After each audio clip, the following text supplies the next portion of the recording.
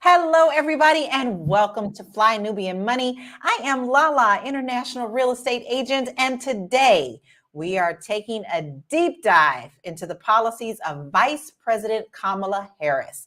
As the first Black and South Asian woman to hold the office, Kamala Harris has introduced and supported various policies that impact everything from healthcare to criminal justice reform. But how are we feeling about these policies? Are they truly addressing the needs of the community? So let's unpack some of it today. However, before we move forward, I must introduce my beautiful queens today on the panel. We have Athena Gardner, who is our CPA and wealth coach. We have Moya, our tax professional. We have Marlo Layson, TV and film producer, and Vanessa Gopal, who has a master's in public policy and economic development. She is a business owner and a luxury travel advisor. Hi, ladies. I love all your beautiful smiles this morning on Monday. Now, listen, ladies, we actually have had a lot of people asking us this for weeks now. And of course, now we're getting down to the nitty gritty of actually getting to the DNC. Now, the RNC has already had their go-to thing, but now we are doing that. And I think that some of these policies were kind of held back a little bit just as we're getting closer to the DNC convention that's coming up. So I want to take a look at some of her policies before we actually start diving in, because I want to get your initial reactions. Here's some of the things that she is on the economic agenda that she's doing. New home buyer subsidiaries, and she's talking about like $25,000 toward each person who is a brand new homeowner. Tax child credits, which we know is extremely important in our communities. Lower prescription drugs. Y'all, this is so big right here. I cannot believe what people like in my family are paying for prescription drugs, and a federal ban on price gouging, which we are actually seeing. And so let's look at some of the breakdowns of, kind of what Trump and Harris are separating on, so that we can focus on what it is that she's doing. On the abortion side, she favors guaranteeing in federal law abortion access. She's never changed that. This is also Biden's platform as well, under her being vice president under Biden. She promises to block any potential nationwide ban and the protection for women who travel to obtain abortions, and limit how law enforcement collects medical records. Now, on the red side for abortion, which is GOP, Trump brags about appointing the Supreme Court justices who overturned Roe versus Wade, which he still stands firm on, says decisions on access and cutoffs should be left to the states. And he also says it should also be left up to the states to determine whether to prosecute women for abortions or to monitor their pregnancies. Okay, so that is the abortion standpoint.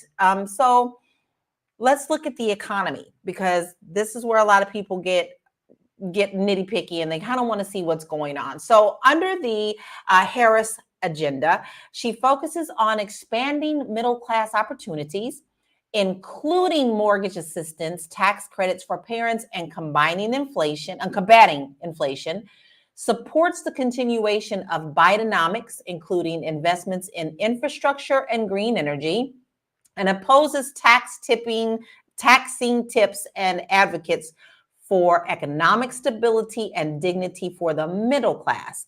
Let's look at Trump. He advocated for tax cut and deregulation during his presidency, including the 2017 Tax Cuts and Job Act. He focused on economic growth through lowering corporate tax rates and reducing government regulations, and emphasized job creation and economic nationalism, including tariffs on imports to protect American industries. So these two, let's just start with these two. Let's just slow it down a little bit, because I already know that the comments are going to be like, what about this and what about that? Well, we're not going to rush through those. We're going to just talk about those two and how they actually affect our community. Marlo, have you actually had the opportunity to look at some of these policies, or did you kind of know where she stood on this? And what are your initial thoughts on how this is going to affect our communities? Well, I think if you ask an economist, most of these they don't like these policies, mostly because depending on the economist that you ask, many of them lean toward corporate uh, profits, right? So it will, it could cause inflation, this housing plan, right? If every new home buyer has $25,000 to go out and aid them in buying a home, we may see an imbalance of where we are now, right? Where there is less supply and higher demand. So I think that it depends on who you ask. But if economists don't like a financial plan or a president's economic outlook, typically it will help working class people because typically they lean in toward company and company profits. So it remains to be seen. Typically they don't roll out these policies until the DNC and after. That's typically how this works. I know people wanted it more because of the quick change that we experienced when Biden decided that he wasn't going to continue to run. But I think that over the next few days of the convention, the higher profile Democrats will roll out a little bit more of these policies, explain them a little bit better night by night. So I think on the surface it looks good, but anytime you have economic policy, it depends on who you ask, right? Because wealthy people who lean toward investor side and people who make capital investments are not going to like the apparent or the appearance of the spreading of wealth, as they say, and equally testing consumer prices and saying you can't gouge. They want to make maximum profits, right? So saying price gouging will be illegal or it'll be banned, obviously people don't want to hear that because they want to be able to gouge prices. So it remains to be seen. I think it all remains to be seen, but I want to say up front before I even move on to the other queens, here's what I believe, and y'all gonna laugh, but it's true. I believe they make all these promises and then they have really good intentions. I mean both sides, okay? I mean all sides. And they have really good intentions, but then the day they get in that Oval Office, somebody walks in with this big book and says, "Hello, Mr. or Mrs. President." You know all those promises that you promised? Here's the book. Here's why you can't do them. There's so many ways that they can promise things, but don't forget there is a system to our government. So, Athena, do you think that the initial things that we've talked about, do you think they align with our community? And what are your initial thoughts about her stance on that? I think the initial things that you guys have outlined do in line with things that can help our community, being able to afford housing, being able, I was reading some of the data that we have, not proposing not raising taxes for people who make 400,000 or less. But I think the issue, and I'm sure that we will expound on this further on in the conversation, is I don't think there is anything specific to us that we are getting. Right now, there is the DNC happening starting today, and I was looking at the agenda, and I was seeing the times that the Black Caucus was meeting. So I wanted to actually watch that to see if we're actually going to ask for anything in specifics. And I think Kamala has also stated that she will not be doing anything that specifically aided towards us, but the policies in general should help us. So I'm curious to see what will unfold in the next coming days. But I do think that generally these policies will be beneficial to us. But who knows, just like you said, it may not even be put in once she gets into office. Well, it's remained to be seen. I mean, I don't think, regardless of what we do, anybody's ever going to always be happy. Someone's always going to have to complain, regardless of what side it is in. They're going to fuss. But Moya, I love, honey, you have set up your face like, I need to hear what your thoughts are on what you're thinking about the initial policies that we actually talked about. So I live in California, so a lot of these things I've actually seen in place. Like, for example, for taxes, we give anybody from 0 to 5 an extra $1,000, like the California does, for their tax rebate. So when she's saying she wants to give them from 0 to 1 an extra $1,000 as well, that makes a huge difference. I see the look on these moms' faces when they're like, What? I'm getting back what? That $3,600 tax credit that gets expanded? Oh my God. That's amazing. Now imagine if you have 2 kids, that's $7,200. 3 kids, we're talking about over $10,000. This is life-changing money that we're talking about, and we've seen it. Like, these are things that we've seen. We haven't seen the $25,000 down payment, but these other things that she mentioned, we have seen. The $35 incident cap, who is infected by diabetes the most disproportionately? It's us. So when you can cap it at $35, oh my God, we're talking about not so much life-changing only like figuratively, but literally, because you don't have to decide now between, oh my God, what am I going to eat? Because that also affects your diabetes. And do I buy my insulin? That conversation now has been strongly minimized. So, I definitely believe that those have a strong impact on us directly as Black community. Totally agree. When I said that medications, especially in my family, after so long, their copay on the Medicaid went out, right? And it's diabetes directly. And when that runs out toward the end of the year, when it's Christmas and everybody's trying to eat and stay warm and keep their heat on, and I'm talking about Kentucky in this situation, but I too have been in California for like 15 years. That at the end of the year, the shots are like $1,000. And and they barely are making it. So I think this makes a huge difference. Now, Vanessa, I left you last, but not because I don't love you, but because I know you got a deep dive into this, because this is kind of your wheelhouse. So I would like to hear what your initial thoughts are on the first 2 topics that we talked about with Kamala. So I too live in California. I think the intention is good with a $25,000 down payment. I don't really understand how it's going to get regulated within the state. I don't understand how they're going to really regulate that policy, how they're going to get it going in 4 years. I also think that it's not that Black people can't afford to buy houses, at least in California, because I know a lot of us here pay rents 2,000, 2,500 a month. That is the normal price. I think that we need to focus on programs like there's a program called NACA, and that's NACA. Uh, if you want to look it up, if you're looking for a home buying program, it's a great program. But what they do is they look at your bank statements for the last 2 years. If you have been able to pay a certain amount of money, then you will automatically qualify for that amount in a mortgage. Additionally, they take care of your closing costs, your mortgage insurance, and your down payment. If we're really talking about helping Black people obtain home ownership, then I think we need to sort of replicate programs like this that actually work. Giving people $25,000, I think it's going to, I don't think it's going to help. First of all, I think that you're going to inflate the market. You're going to cause inflation. Um, it's just basically going to cause the supply and the prices to go up. That's what I believe. If you really want to change the market, you need to allow people to be able to qualify easier for these homes. It is extremely difficult to qualify for a home.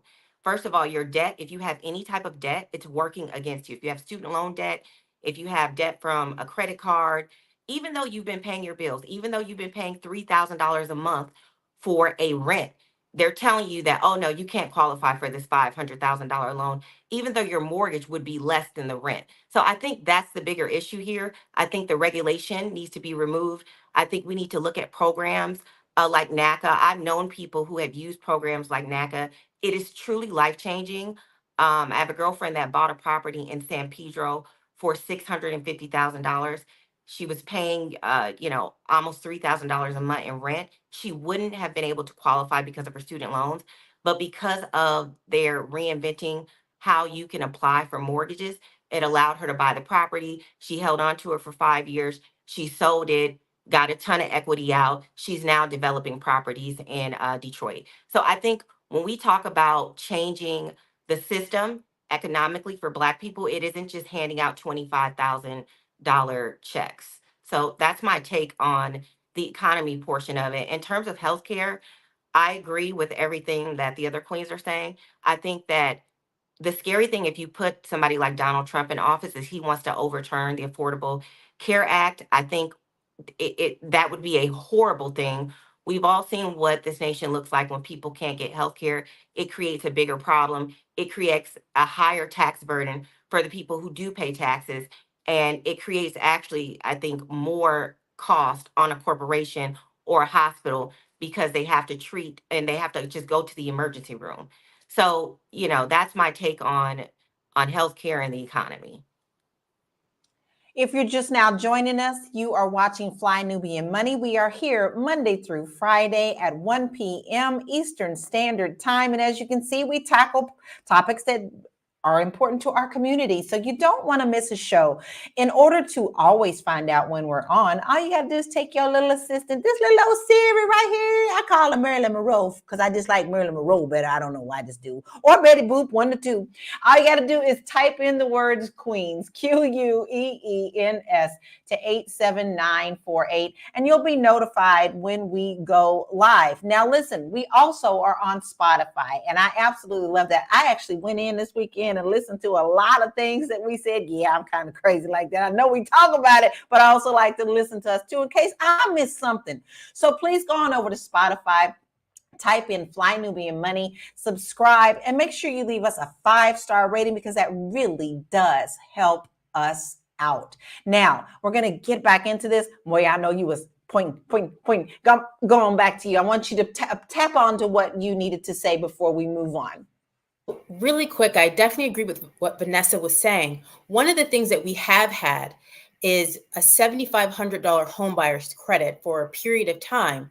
And so what that is, it's something similar to what Vice President Harris was mentioning for the $25,000. So they do keep track of it, especially when you're going in and you don't have to pay it back. And usually they give it to you in the form of a tax credit. So that way you have access to it still. So we have done, when we say we, I mean, as a nation, as a country, something similar when we were offering down payment assistance. Because as Vanessa was saying, people in California, while we're used to paying high amounts, we usually don't have access to that down payment.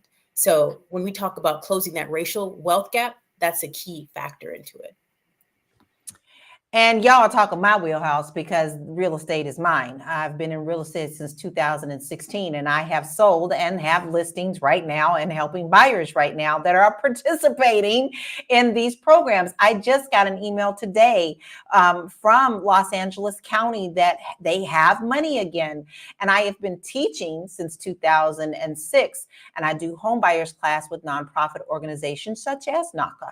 And if you take these classes, which is usually one Saturday out of the week, and you get educated from the very tippy top all the way to the end, they give you a certificate, and that certificate allows you to get down payment assistance. So it's not impossible. And I absolutely love, Vanessa, that your friend bought a San Pedro. That was me. I live in San Pedro. I love it. And the houses are great down there too. So, but you see what she said. What she did is she invested into that home, and now she's getting into other investments. So home ownership is something that is near and dear to my heart with these programs. But let me explain to you what is going on, why housing is so important, not just in California, because what people are not understanding is from the previous administration, as well as previous administrations, they always gave the power to the corporations. So the corporations were buying up the land.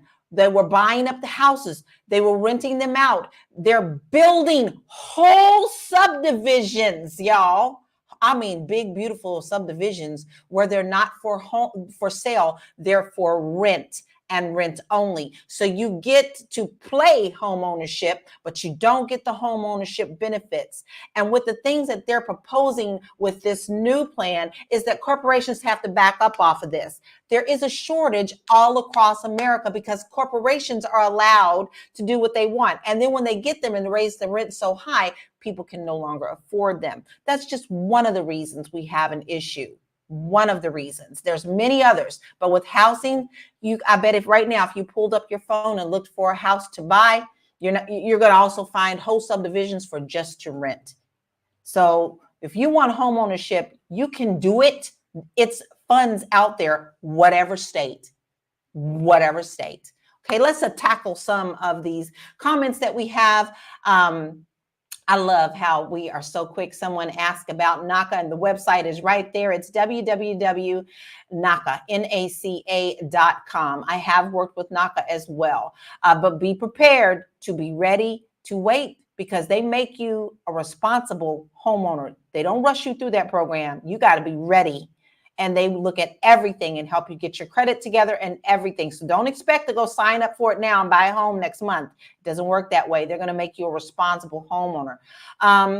Michael Ferguson says, we'll push the pricings of home higher. I don't understand what you mean by that. I need you to expound on that, please, Michael. Maybe I'm missing first part of your comment. What makes you think that the pricing of homes are going higher? I'd like to hear your second thought about that. Byron says she does need to have multiple ways to get us our money. Yes, she does. And as you can see, any of these will benefit our communities as well. G-Man says she has to walk a fine line because corporations will turn against her. It's about greed. It is about greed, but guess what? A lot of these corporations donate to both parties for a reason. Mm-hmm. Did you hear what I said? Mark it down in your book. Okay. All right. Let's see what else we got going on here. Buying the votes too. I don't know about buying votes, but okay. Dwayne says the funds are there. On the other hand, is the mindset of the individual there to become a homeowner. Consistency and determination, got to have a plan. You are very much correct. I had to think about that for a second, Michael. I'm sorry. Mary Jo says NACA is good. We were able to get a new mortgage, a 30-year mortgage 15 years ago at 2% interest rate. I'm so proud that you all are talking about all of this, because this does help our community. So let's go ahead and move on, because this is a big topic. Okay, guys, it's a big topic. We're not going to be able to cover every single thing today.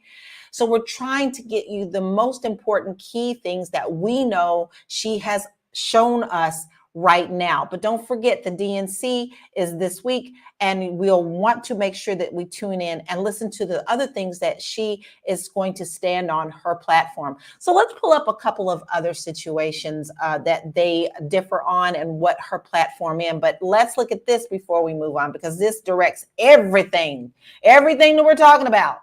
Poverty rates.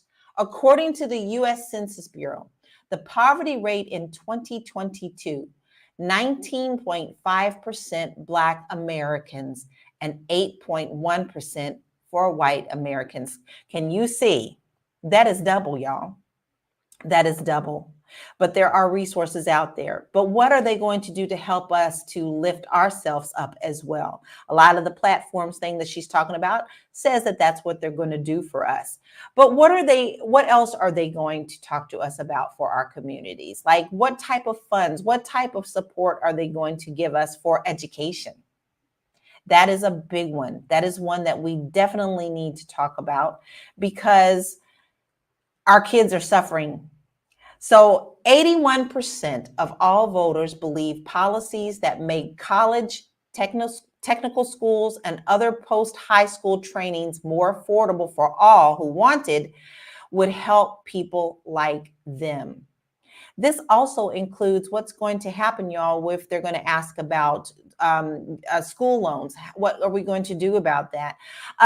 Athena, what are your thoughts on the education? What do you think that they should do to help turn about our education? Because let's be very clear. Kamala is saying they want more funding for the schools. The other side are trying to make privatization of schools a thing. And if that happens, our public schools will suffer greatly. What are your thoughts on the education? When it comes to education, I just want them to at least do what they were trying to do with Biden's run, which at least honor the student loans. I know they've been having pushback with the Supreme Court, but I think the student loan issue especially would be helpful, because to what you guys were saying, a lot of people cannot qualify a lot for housing because of the amount of debt of student loans. I know people who have like 100,000 student loan, 120,000 student loans, right? So when it comes to that debt to income ratio that is often used to see how much house you can qualify for, people are being priced out of looking at housing, especially in states like Florida, like where I live, are being pushed out because they cannot afford or qualify. Even if they can afford the payment, they cannot qualify for that home. When it comes to education in general, I do think that um, more investment needs to be made when it comes to public education. We can't just privatize the whole education system, right? It's not going to be helpful for people who need general education as well. And I do think that we need to look at, as far as college and trade school and technical skills, some more investments from the government in that area.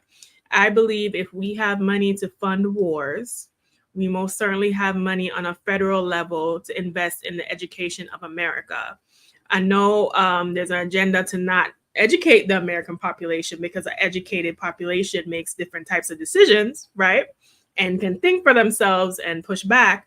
But I think it's very important that we make these investments. I agree. Because let's face it, education, let's look at this slide. Educational attainment.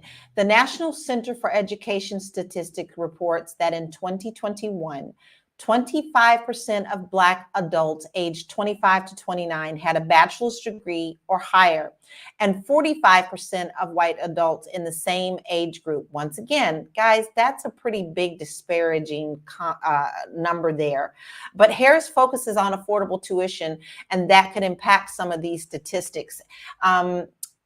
This dates back so long, guys, about education. When it already started back in Reagan's era and even beyond, when he decided to privatize schools and all the things that were going on with that. But we continue to see that this is a struggle when people go to school, get their education, get a degree, in some cases master's degree, and then they get out and they can't even work the job that they went to school for. Vanessa, what are your thoughts on this? You do a lot of thought into economics and things of that matter. So what are your thoughts on the educational aspect of what needs to be done for our community? And do you think Harris can deliver this? Y'all about to be mad at me for this response, but I agree with privatizing education. And hear me out when I say that the definition of insanity is doing the same thing and expecting different results. How many times have we seen, are we going to watch our public school systems in our communities fail? I mean, I'm a product of a public school, and we, we had like a program, we had a lot of funding, and that created kind of like a smaller classes. It gave us laptops in an era, but it was very different than the rest of the classes. And you saw our graduation rates were higher. But my belief is that we spend about, on average, $12,000 to $14,000 per pupil. I believe in a pod system.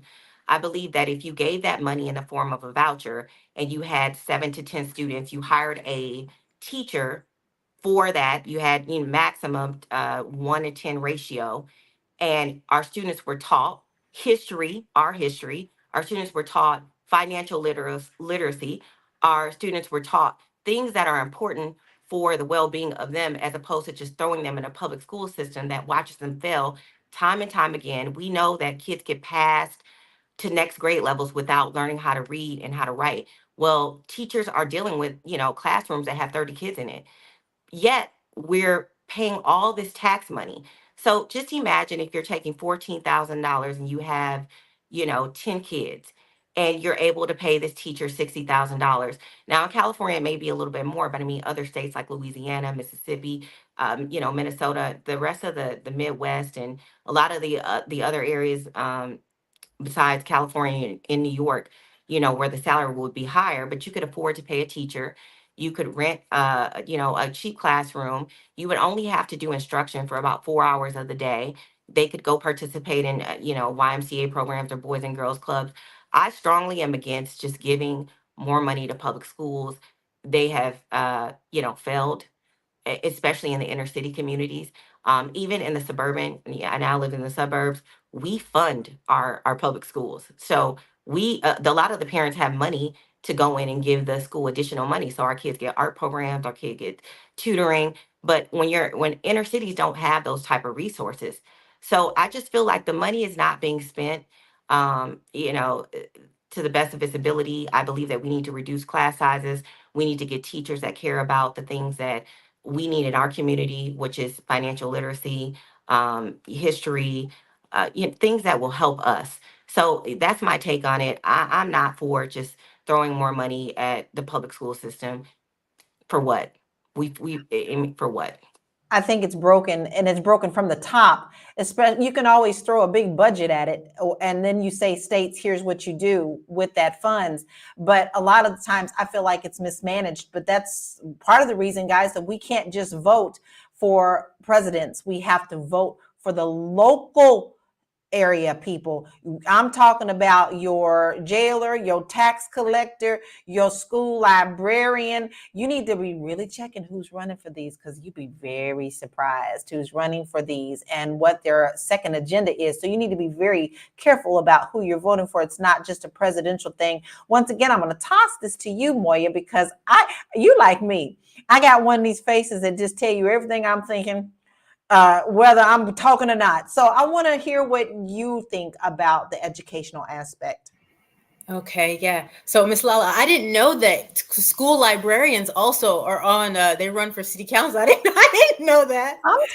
Sometimes in these smaller communities, yes, that's true. So I do.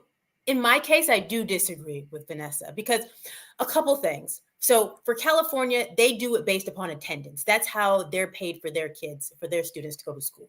Many other states, they do it based upon your zip code and your geographic region. That's how they fund their schools. So when she's saying that in our community, or in her community, what they do is they have a parent section that supplements what those children get. So that's why they get more. But if you take that money out, so let's say each student is worth $6,500 to the school for what they get in terms of that student going there, then you take that money out, and then what and who's left? So if we're really talking about, so you got to discern, are you talking about your kid, or are you talking about helping the community? Because if you're talking about helping the community and lowering poverty, by you taking your $6,500 out, everybody taking their $6,500 out, meaning they're taking their kids out, and the students that are left are kids who are in foster care, kids whose parents are not well aware of what options they have to them. What do we do with those students? So those students are just left there, but my kid's out?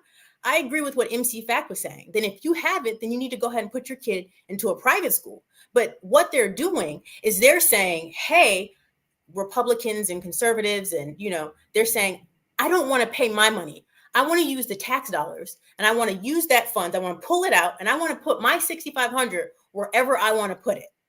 And that's when you leave those students there and they suffer. We've seen that plan before. We've done that before, where you have these charter schools that come in, they take these funds, they use them how they want to use them. Your kids are still educated, maybe not, but at least with a public school, you can hold someone accountable to say what's happening. How come my student isn't learning? And then you have different options for them. So I think that it's a larger fact of, let me just pull my funds out and put my funds wherever I want to put my funds. I think we leave those other kids there to perish. And then we're still here having a conversation about our poverty rate is double the amount of whites. Can I just respond to that really quick? So the average, the average pupil receives $15,633. I'm not advocating to leave kids. What I'm advocating to do is that each pupil is receiving $15,000. So I'm just going to say you take 10 people, that's $150,000. You hire a private teacher. I'm advocating that the public schools start operating more like a private market, so that the students can receive better education. But even different, a pod program. So it's not a charter school. I feel like charter schools are a little bit different. If you take the funding of 10 children and you hire a teacher, that is $150,000. That money will be better spent. Those kids will be better educated than the current system that we have. Our kids are failing. I mean, I went to a school that had metal detectors. If you pull out the 10, what happens to the other 20 in the class? If you pull out that 100,000, well, I'm saying that you're not leaving anyone. I'm saying that you're recreating the system. So 10 kids here, 10 kids there, so that it becomes like a 10-to-1 ratio across the board. But we have to pay teachers around $50,000 to $60,000. How can we possibly pull? Yeah, some teachers don't even get paid that. Some teachers are getting paid $20,000, $30,000 in Louisiana, Mississippi, Kansas. So if you're I able, don't think even they're if you're getting able to pay 15,000 teachers for a the upper kid. 60, 70,000, it still creates a better formula than what we've been doing for the last 20 years watching our kids fail. I think it, I mean, that's my opinion. I It's an agree. We do alternative. need another formula, but I think it has to be way more inclusive. And with that, I want to remind you who you're watching. You are watching Fly Nubian Money. And you see, we got solutions out here. Now, what I love about our program is we can have these talks and we might be able to come up with a solution together. When you have two different views, or maybe you find out you have more things in common than you have in different. So listen up. You might have comments too. I want to hear more of these chats. I want to see more of you commenting. I am loving the comments today. I appreciate you being here. We all do. So we want to hear what your views are. But right now you're watching Fly Nubian Money. We are here Monday through Friday, 1 p.m. Eastern Standard Time. Please don't miss a show because it's just way too important. And you know you love us. Yes, you do. So go ahead and type the word Queens, QUEENS, to 87948. And listen, if you want to be a guest on the show, it's really easy. All you have to do is to email us. And you can do that at info@realvirtual.net. And I'm going to spell that for you. Don't be shy. We want you on here. Come on. info@realvirtual.net. We would love to have you. I want to bring up some of the comments that we have because this is an all-inclusive show. We like to talk with you. G-Man says, I would like to see a push to put trade and tech schools back in urban communities like the late 70s and 80s. I actually agree with that because guess what? If your AC or your heat go out, who you gonna call? That's good money. These plumbers and these AC people are making good money, right? There is money in trade. So you don't necessarily have to push for a four-year college. McFack, we love you. We know you always come in. Thank you for always being a part of this show. We love that you come in and have conversations with us too. Bruce Jones says, I'm riding through a Black poverty area. Education and buying a house ain't on their minds.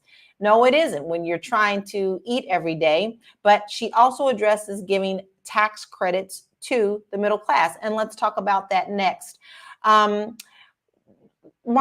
do you think that what type of credits do you think should be offered to people of a certain tax bracket?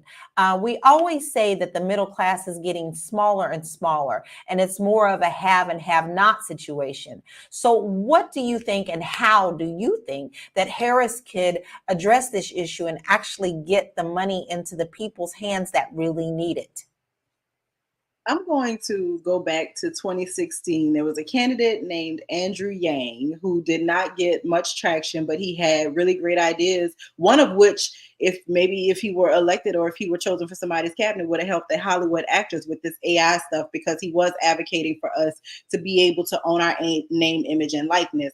One of the things that Andrew Yang suggested, well, two things. One was a UBI. I know that they've done universal basic income programs. I know they had one in Sacramento. They had one here in Shreveport where I live. They were instituted by local mayors who raised private funding. This is actually an MLK idea. This is probably the idea that made them say he has got to go, where people would get a universal basic income credit, similar to what people get in Alaska, who get money back from oil rights. And so I think a universal basic income would be a great thing for working families, based off of the fact that all of these tech companies, this is where the money would come from, because we got to pay for a tax cut, right?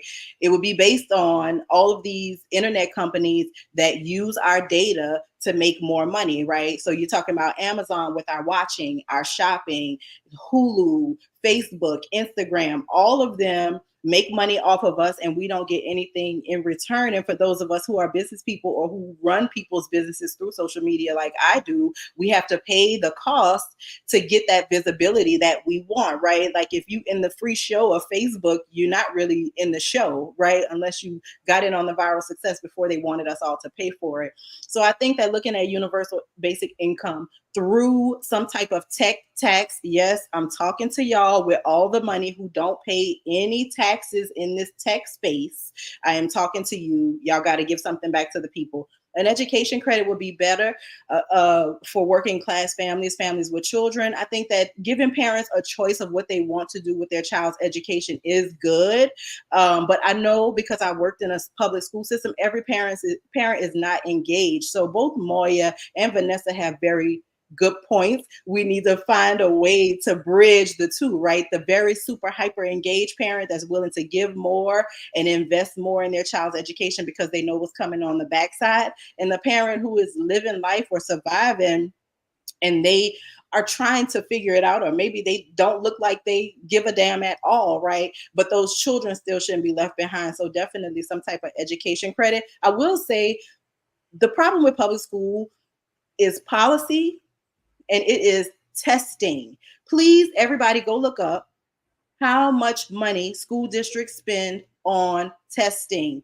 Testing costs billions of dollars to school districts across the country. Hundreds of millions of dollars in your state are being paid to testing companies so they could come back and tell teachers the data that our teachers knew because they knew us, and because they tested us, and because they engaged us in class, and they weren't teaching us how to bubble in the correct answer in 60 minutes or less, right? So I think that looking at standardized testing, challenging school boards as to why this standardized testing exists and why it is needed is crucially important. And we got to get that out of the public school sector, right? They want to say that charter schools, because they don't want Vanessa's great idea of pulling it out and letting parents create these pods. They want the idea of the Walton family owning so many charter schools and educating our children that Frederick Douglass was all about slavery. Like, no, the charter school is definitely not the answer, right? Because there is nothing. There's nothing there with charter schools, y'all. Sorry, I don't like them. I'm not going to be a proponent of them. Not on this stage, not on any. And healthcare credits, of course. Healthcare credits are definitely needed for because healthcare is so expensive, whether you're going to the doctor or just maintaining your health. Healthy people should get, I think health should be incentivized in this country instead of having a sick care system that we currently have. Agree. The wellness programs would do us a lot of good just in this year, y'all. And we're in August. I have four female friends, 2 with breast cancer, 1 with cervical cancer, and then 1 that had cancer going to a lymph node. And early detection could have helped them, but just going to the doctor was hard to even do. Even with what they had, it was so high, they just couldn't do that. So a lot of this, I believe, would be helped if we had wellness programs. Let's go into another topic, ladies, and it's going to be a woo-woo because this one always is a very sensitive. So let's keep it clean. Comments. Let's talk about immigration. So let's look what Harris says and what the previous administration, and Trump is also running again, of course, we know what the difference is. So immigration says bipartisan Senate compromise that would have included tougher asylum standards and hiring more border agents, immigration judges, and asylum officers was poised to clear Congress before Trump came out in opposition to it. Now, let's be very clear on what she's talking about. She has been labeled by the red side as the immigration czar, which is a complete myth. So I urge you to please do your research on that. Let's look underneath what Trump's ideas for immigration is. Bring back policies he put in place during his first term, like the Remain in Mexico program and Title 42, which placed curbs on migrants on public health grounds. And then also expand the travel ban that originally targeted citizens from 7 Muslim majority countries, and seek to end birthright citizenship for people born in the U.S. whose parents are both in the country illegally. Now, I have issues with his policies, and it's only because he's also gone against his own policies that he's putting in. I mean, just look at his wife. And then she also, both wives. And then also he allowed her parents to come in as well. So I feel like there's a contradiction there. But I do want to hear from you, Athena, on this. Do you believe that this is still a hot topic, and how is it something that we can get control on, but still allow us to be the great American melting pot? And the reason I'm asking you this, Athena, is because I too, I bounce between Florida, California, Portugal. I'm everywhere. I've been everywhere, man. But I do know that Florida is a big state when it comes to immigration, especially during Miami, and you live there. So what are your thoughts on the immigration policies of Harris versus Trump?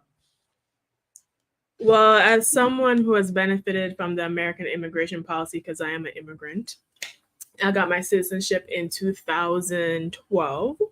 So I do feel passionate about this topic. Now, I am very much pro in support of current immigration policies such as H-1B visa, having students come over and learn and get sponsored by companies, especially for people to work in traditions and professions that are very, very, very much needed. That's how my father came over here. He was a geologist.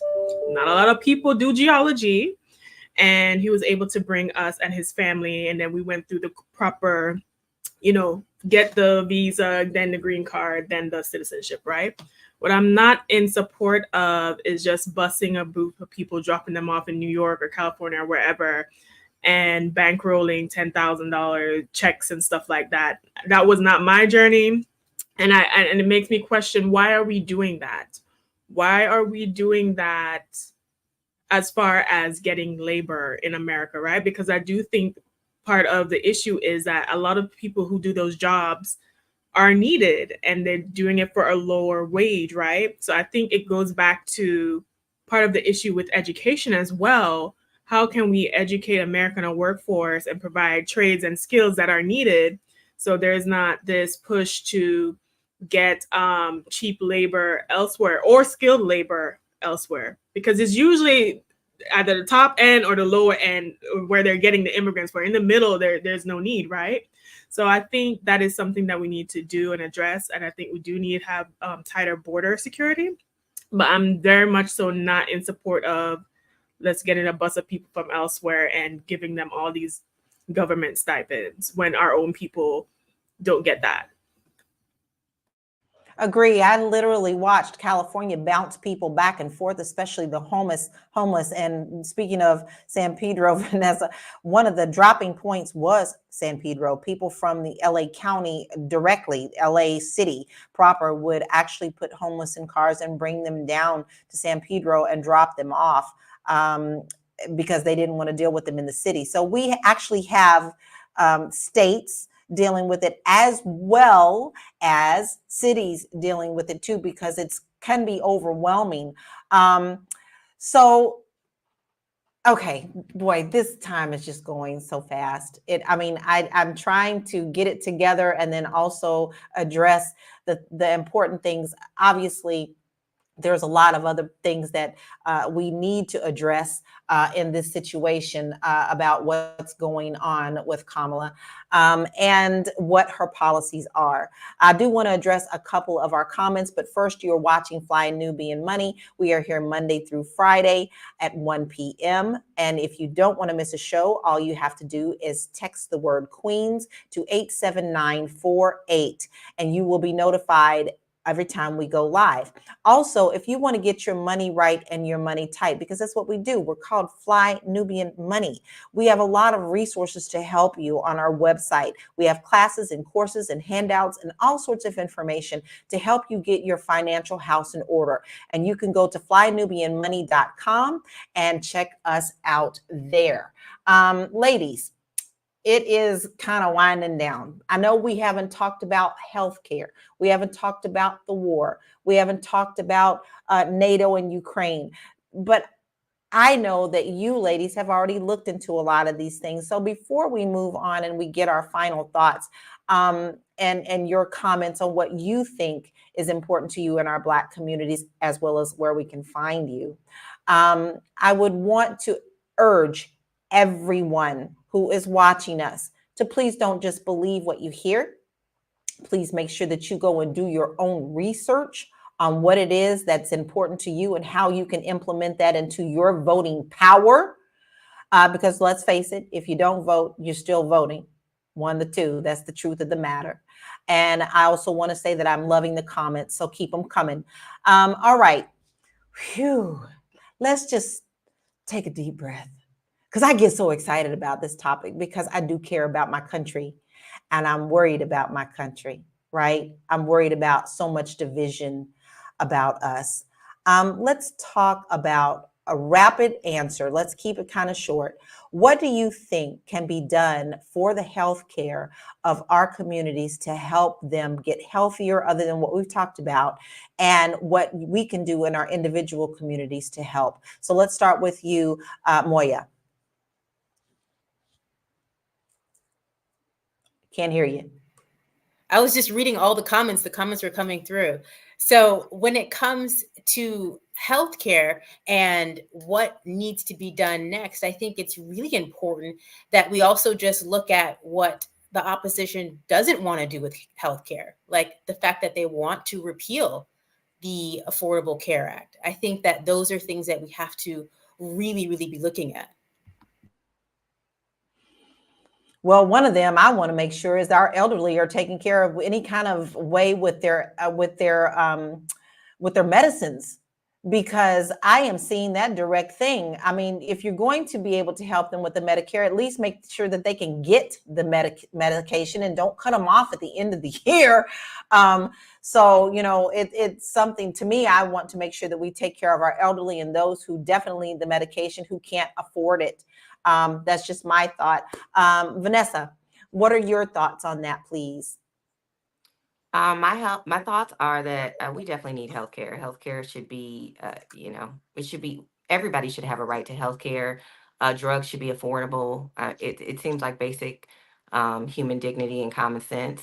And then also, we also need to teach everyone preventative measures of how to take care of themselves, so that the chances of developing diseases that are preventable, high blood pressure, diabetes, can greatly diminish, so that our people aren't relying on drugs to keep them alive. So that involves healthy food, exercise. I think that's a big part of it. Preventative care is easier than when you actually get sick. It's way cheaper. So those are my two takes on it. I think it's a two-part.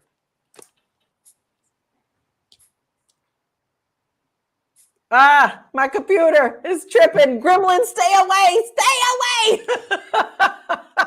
I'm working hard, y'all, on this side. Okay, Moya, what are your thoughts on this as well? I just asked you, didn't I? I would love to go again, but I only know we have 6 minutes. I know. Athena, I'm going to ask you about the healthcare part.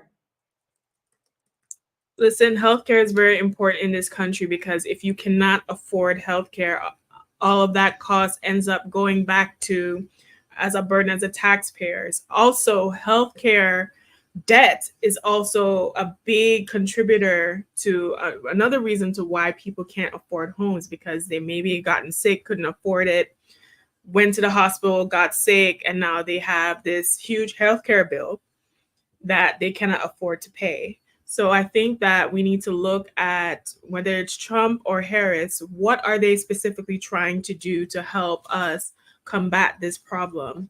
We are a Western nation. We are a Western civilization. The fact that we have these issues in healthcare, or don't have a basic standard for healthcare that everyone can afford, is a big problem.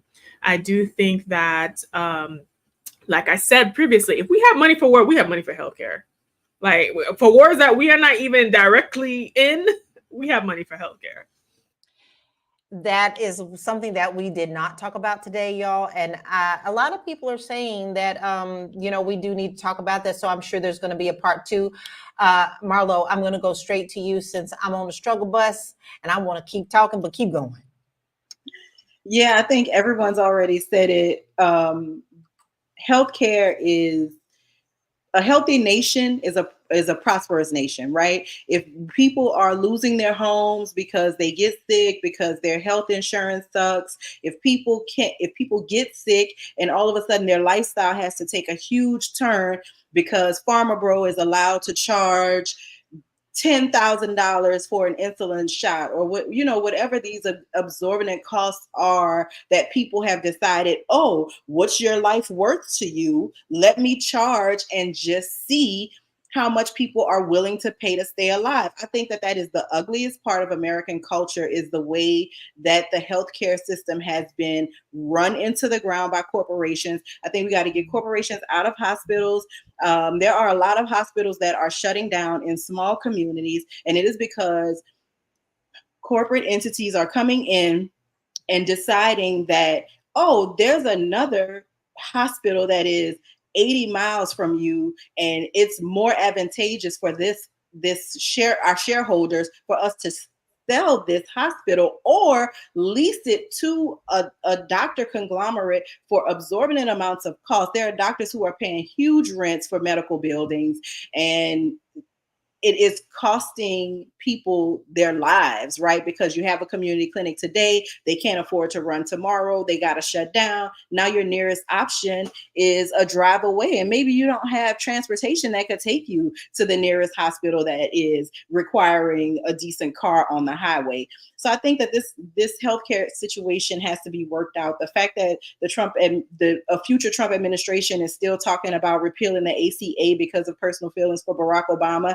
even though as we are so many years away from the passage of the ACA, and it's been getting better, and it's been getting improvements, including the recent drop in prescription health costs or prescription drug costs, is really, it says a lot more about how people view American people's lives than it says about anything else to me. But definitely getting healthcare costs capped is very important. We have to figure out a way to deal with that, because if not, this nation is not going to be moving forward very long.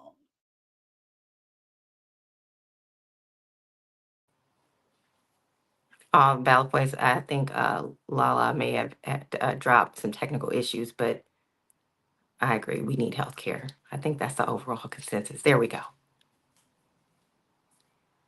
Now she's back from outer space. Lala, are you back? Yes, girl. Okay, so healthcare. We're talking about war right now. So I want some quick thoughts from you, Queens. What do you guys think about United States current policy on war, and what would you like to see coming from these candidates? I'll start with you, Moya. I know that the protests are planned for the DNC. They are there in Chicago. They're ready to protest. I do believe it's something very important to talk about, but I feel like the pressure is only on one side. I feel like they're only pressuring the Democrats to do something about this war, but they're not holding Trump and the Republicans' feet to the fire about the war. And I feel like it's just because they feel like they can bully the Democrats, and they know the Republicans don't care or not going to listen about their thoughts. So I just feel like I wish it was more pressure. If we're going to pressure America to do something, pressure all of America, not just one side. I agree, Moya, because I do think, to your credit, that they do not care. They know Trump going to do what he want to do anyway. So why even bother? Marlo, how do you feel about our current state in America on war, and what would you like for us to see coming out of this? I think that our government has tethered itself to Israel so tightly over the past year since the end of World War II that it's really going to be difficult for any sitting government official to have a policy that condemns Israel and forces them to find a better way forward. Trump can talk all the madness he wants, but I get emails from Mike Johnson every day talking about Israel. Israel's our friend. It's shameful, and Israel and Palestinian protesters and Israel, right? So that's his guy, right? That's his leader on the House side if he were to be elected again. And those people are very, very pro-Israel. There's even a measure in the state of Louisiana to clamp down on protests on college campuses and start arresting people. This is Louisiana. Honey, we don't have a huge Palestinian support group, so y'all don't have to put those kids in jail. Like, you can let them practice peaceful protest.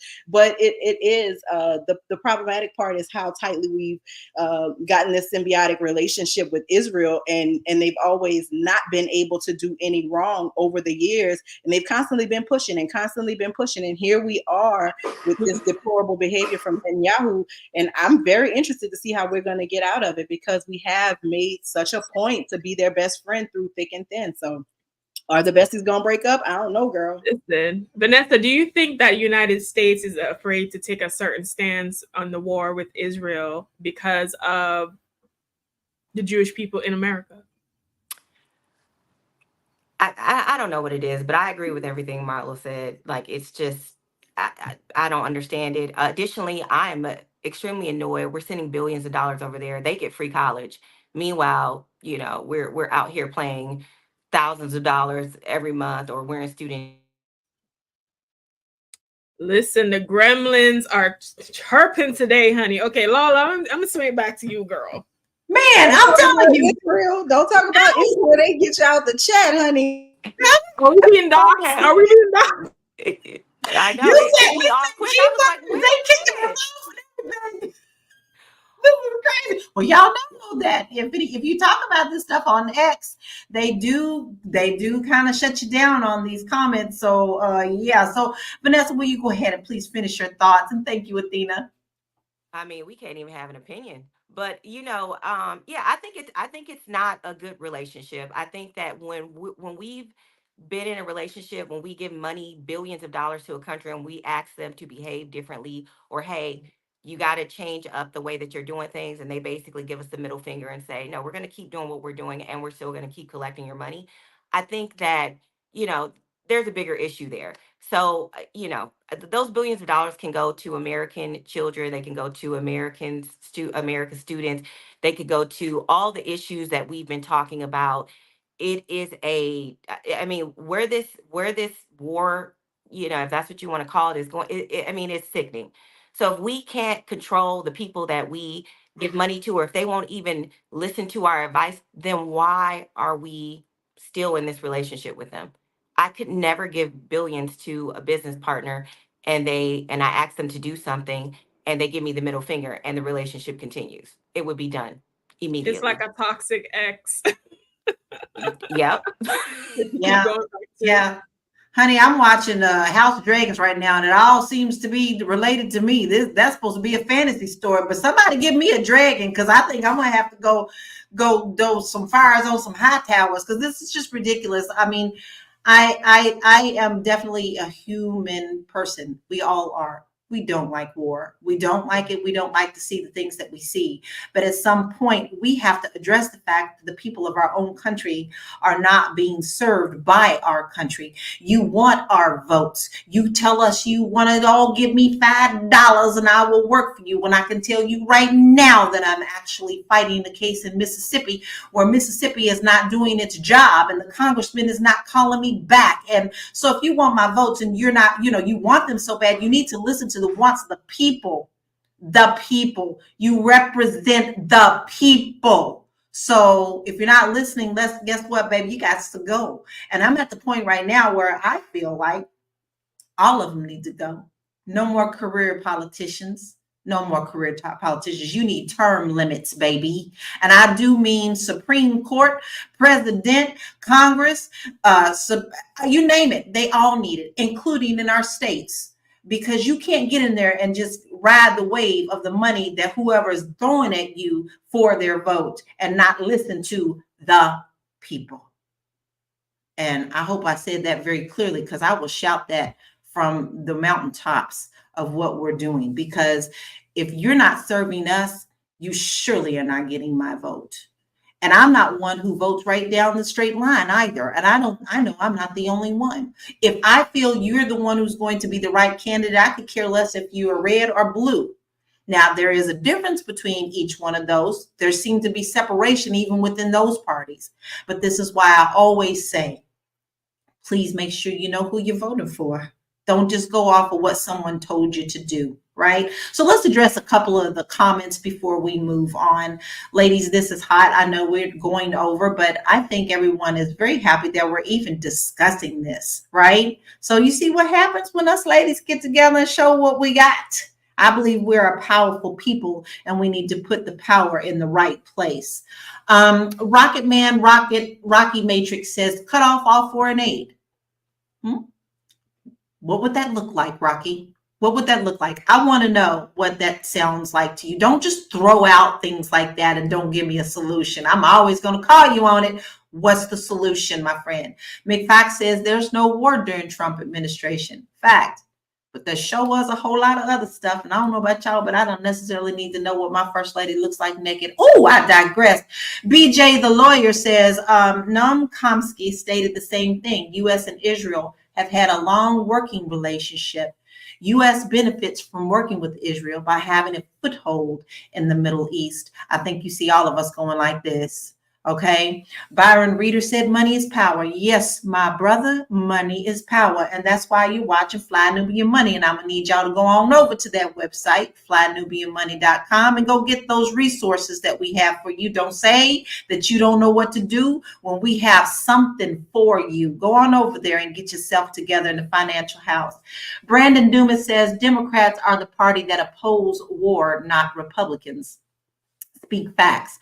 The military industrial complex runs our politicians like AirPack. Maybe, maybe not. When it comes down to it, who's giving the most money to what side is what I want to know, and what power will be given with that as well.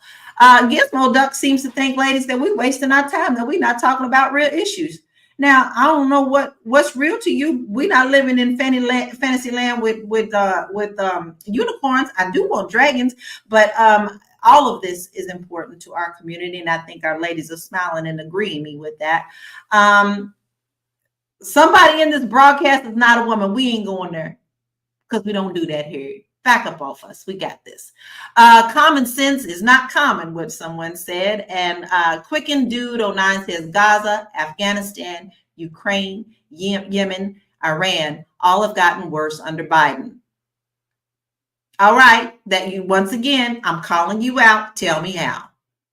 Because I see a lot of them getting the money and a lot of our own communities not getting them. All right, ladies, we have really tackled a lot of that. And guess what? Our president doesn't run those countries. And I can tell you by traveling internationally, the other countries have their own problems. All right. They got their own problems. So you can't blame our administration on other people's administrations as well. So, boy, don't y'all feel like y'all got a lot off of y'all chest today? I do. I feel like at least we address some things that people have been asking us to address. But thing is, you can't address things that weren't put out for us to even research at the time. Now we've had the opportunity to address some of the things that have been put out. So Trump versus Harris, this is our policy face-off. So what is it for us? Because we do have a lot to untackle, but I also believe that you're not going to be able to solve everything in a 4-year term, especially when you jump from one side to the other. Somebody's undoing what somebody did before. So how do we get ahead? All right. So Adrian Smith says, close the border, low tax cuts, rebuild the economy, mass deportation, build that wall. That's what you want to see. I don't believe in the wall. Sorry. BJ, only person in mainstream media I heard mention reparations was Ann Coulter. She said the FBA deserve reparations. We have been talking about reparations for so many years that I feel like it's such an off-topic thing, but let's wind it down, ladies. After all the gremlins decided to come in and fight us, we still got in a good conversation. So ladies, I want to hear your final thoughts. What do you think we need to do now to move forward and to demand these things for whoever gets into the White House? I'll start with you, Moya. And please tell us where we can find you too before we go. Okay, yes. So I think it's important when we talk about demanded from whoever, there's only one person that's going to ever hear our demands, and that's going to be Vice President Kamala Harris. Donald Trump has already went in there and he's already said who he's going to be on day one with his belief of a dictator. You guys, they have training videos for Project 2025. I know we haven't talked about that, but they are ready to go. So there's only one group that's a viable group. It does not say Black agenda on the top of her policies, but these policies have a true benefit for what they can do in our community. And so my name is Moya. I have a bit.ly link there. I have nails. You can get them free just because you guys are Black Nubian Queen viewers. You can get them free. You just have to pay for shipping and handling. So that's mine. Queen, I need to know where to get that necklace. Oh my God, I'm over here just drooling off of that necklace because I love it so much. She came with it. What is your final thoughts and where can we find you, Queen? Listen, I know we talked a lot today, but remember, y'all, this is Scamerica. Okay, so we're just putting out a wish list and hoping for the best, honey. But I hope that I hope that this episode provided a lot of clarity for everyone on where either party stood on main issues. I hope that you guys enjoyed the perspectives of the different queens. I do think that for me, especially in this election, I'm looking at immigration, I'm looking at healthcare, I'm looking at student loan reform, and I'm looking at what they're thinking about doing with this war, honey, because those are the issues that affect me. If you like me, you like my commentary, you just like me in general, you can find me at wewealthwomen.com, at wewealthwomen on all social media platforms, and listen to my podcast at the We Wealth Women podcast. Awesome stuff, Athena. That is our goddess right there. We love her and her comments. She keeps us laughing all the time. And she always gives us new words that we need to be putting on t-shirts. Scamerica and Ghetto Rachi t-shirts coming soon. Told you, another winner. Marlo, what are your final thoughts and where can we find you? So regardless of what any president says that they will do, they plan to do, they intend to do, they cannot do it without that bicameral government, y'all. Do not forget about the people that are running for Congress in your state. Their policies are the most important policies on the ballot because those are the lawmakers. Look at your school board, look at your city council, look at your state government. I'm going to say this every week from now until November the 5th. If you guys are not doing anything else, pay attention to everything that is beneath the presidential race on the ballot for November 5th. Because if you want to support Kamala Harris, you can't support her without getting the right people in Congress. If you don't want to support Kamala Harris, you can't do that without getting the right people in Congress. So I'm going to always push Congress. If you want to know more about me, you can find me on the internet. I create news, informational, and documentary content under my name, Marlo Layson. Or you can find me on Instagram. I am Olra Marlo. That is my first name backward forward with a little underscore. And those are the places that you can find me. Love it. And I love what you do for the communities as well, Marlo. All right. What are your final thoughts and where can we find you? Woo. Well, thank you all, the queens, for this lovely conversation. I loved it. And we definitely need a part 2, queens. But my final thoughts are, we have to show up for our local governments. We have to vote for our Senate, for our Congress. Otherwise, I mean, you can have a president in there. If they don't have a Senate or a Congress, they're pretty much it's pointless, really. So let's not just show up at the presidential votes. Let's show up for our local elections. And I always think that that is the most important thing that we can do. Look at who's sitting on your school board. Look at your taxes. Be concerned about, you, so that you can understand how the people that you put in office will help you. And do your research. You can find me at Winter Remodeling Inc. That's my general contracting company. And if you like to travel a lot, please look me up on Instagram, Vigo Paul. I am a luxury travel advisor, and I like to share my love for travel with everyone.